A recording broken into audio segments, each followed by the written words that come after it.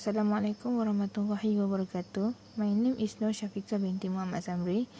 The company that we chose is Ajinomoto. Next, company background.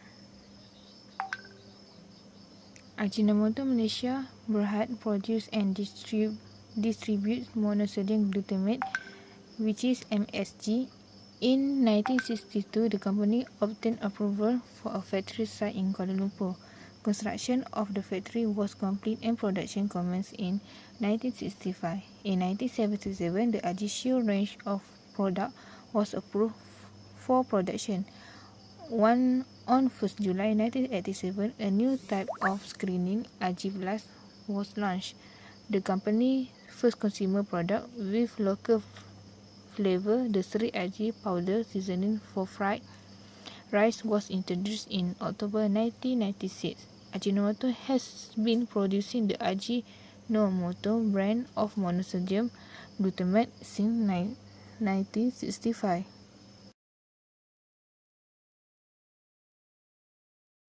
Assalamualaikum warahmatullahi wabarakatuh. My name is Nur Syafiqah binti Cik Muhammad Zulkifli and I present liquidity ratio, leverage ratio and conclusion.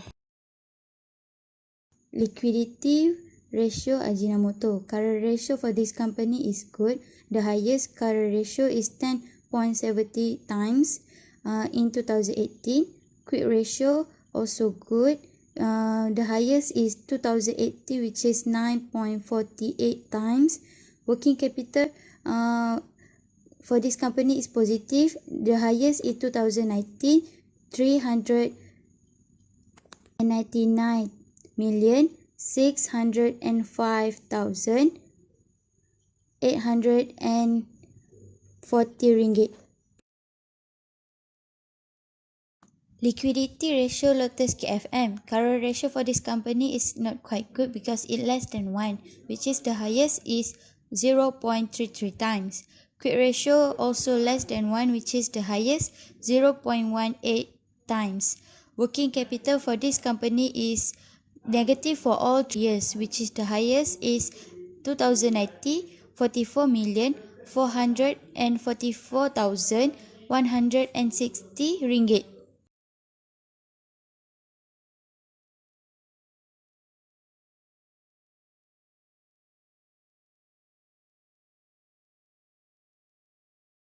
Vertical analysis for liquidity. Ajinomoto has higher current ratio than Lotus KFM, which is 8.12 times and 0.33 times. That means it can pay short-term obligation on time. This happened because inventory that unable to sold. Ajinomoto has higher quick ratio than Lotus KFM, which is 7.33 times and 0.18 times. Because it has large money in account receivable, this means it has enough asset to pay short-term liabilities. Ajinomoto has positive working capital, while Lotus KFM negative. Ajinomoto is a better company because positive working capital means that company can repay its payable and short-term debt. It also means that it has enough liquid asset.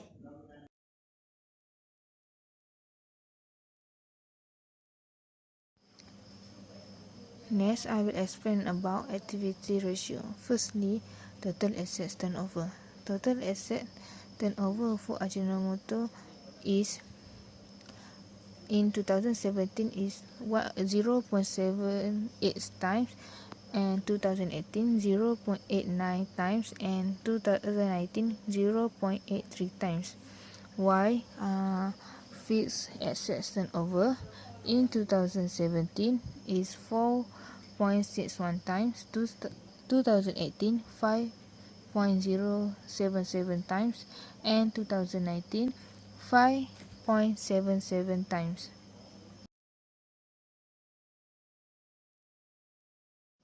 Next, inventory turnover. We can see that in inventory turnover in 2019 is the highest ratio compared with in 2017 and 2018, which is 10.03 times. In average collection period, we can see that in 2019 is the highest days compared with 2017 and 2019. Lastly, account receivable turnover. We can see that in 2017 is the highest than 2018 and 2019, which is 8.42 times, compared with 7.51 times and 4.22 times. Assalamualaikum. Hi, my name is Nur Aisyah. Now I want to present about horizontal analysis ratio for Lotus KFM Berhad. In 2019, inventory turnover 5.86 times, account receivable turnover 7.04 times, collection period 51 days. For a fixed asset turnover 4.04 times, and total asset turnover 1.61 times. In 2018, inventory turnover 9.57 times, account receivable turnover 7.31 times, average collection period 49 days, fixed asset turnover 3.16 times, total asset turnover 2.49. Lastly, in 2017, inventory turnover 1.54, the account receivable turnover 1.81 times, average collection period 197 days, fixed asset turnover 1.27 times, and total turnover 0.49 times. Next, for the vertical analysis. For vertical analysis, average turnover Ajinomoto sold 4.22 times compared to Lotus KFM. Then for average collection period, Ajinomoto takes a long time to collecting debt in 89 days. Next, for the inventory turnover, Ajinomoto have a get back 10 times compared to Lotus KFM in 5.86 times. For the fixed asset turnover, Ajinomoto got it 5.77 times. It can produce to generate sale and profit in future. And lastly, total asset turnover for Ajinomoto is 0.83 times. It can be produced sale because it's lower than 1. That's all for me. Thank you. Leverage ratio for Ajinomoto. That ratio is important to know the company burden, which is 2017 11%, 2018 10%, and 2019 30%, which is good. Debt to equity 12% for 2017, 11% for 2018, and 40% for 2019, which is also good. And company has more asset than liability. Leverage ratio Lotus KFM. Debt ratio for this company is quite bad because of 2017 189%, 2018 197%, 2019 122%, which is high. Debt to equity 2017 126%, 2018 190%, and 2019 149%, which is also bad and high. Vertical analysis. Ajinomoto has better ratio than Lotus KFM, which is 30% and 122% for Lotus KFM. Less than 1% mean Ajinomoto easy to borrow money from investment. Debt to equity. Ajinomoto has 40% debt to equity while 140% 9% for Lotus KFM. Ajinomoto has less risk compared to Lotus KFM. It also means that Ajinomoto has more asset than debt. My name is Nur Azrinta Shabir Rosdan. So I will discuss about the horizontal analysis ratio for KFM Berhad.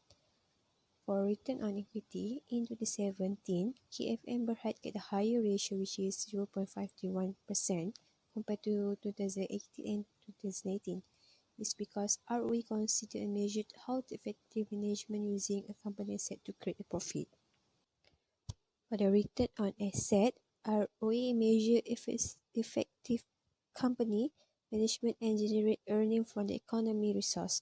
So in 2017, they get a higher ratio which is 0.804% compared to 2018 and 2019.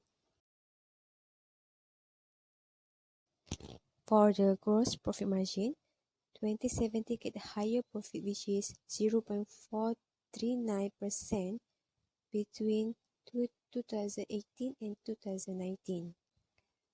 For the operating profit margin, in 2017 also get the higher ratio which is negative 1.630% between 2018 and 2018. This is because of the percentage of profit a company produce from taxes and interest charges. For the net profit margin, KFM Berhad also get the higher ratio in 2017 which is negative 1.630% between 2018 and 2019. For the horizontal analysis ratio Ajinomoto, return on equity in 2017 get the higher which is 0.395% between 2018 0.129% and 2019 0.121%. For the return on asset, Ajinomoto get the higher ratio which is 0.352% in 2017 compared 2018 they get the 0.116% and 2019 get 0.106%. For the gross profit margin, Ajinomoto has a 0.444% a gross profit margin in 2017 as a higher ratio between 0.424% in 2018 and 0.440% in 2019.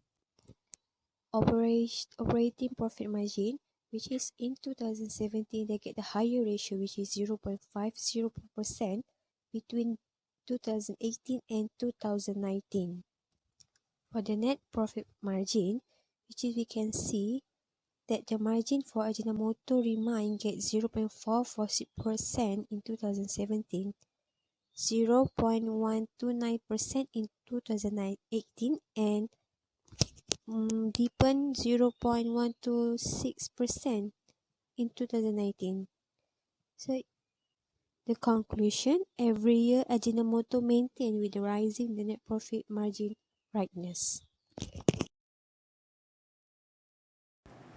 Hi, my name is Halimatul Saadia binti Ismail. Metric number is A18A0166. I will explain about vertical analysis. Firstly, for return on equity, KFM Berhad is higher than Ajinomoto. KFM is higher because company know to revenge its earning wisely. So it can give an advantage by increasing the productivity and profit in the company. Second, return on asset. Ajinomoto is higher than KFM because Ajinomoto indicates higher return on firm's investment. Besides, for operating profit margin, Ajinomoto shows the higher ratio than KFM Berhad because Ajinomoto has been more efficient at its operation compared to KFM Berhad.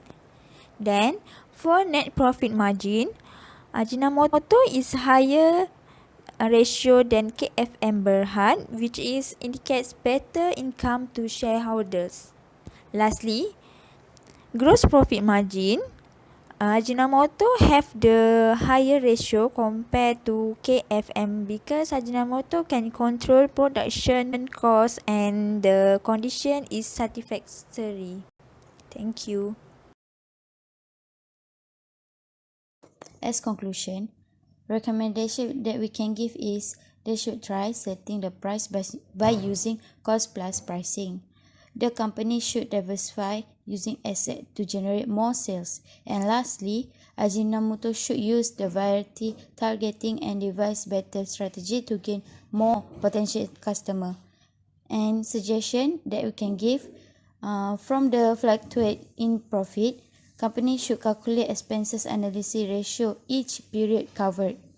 KFM Berhad should reduce the price of food and beverage and it must suitable for every price in market. KFM also can adopt similar business ethnic in organization structure. That's all for me. Thank you.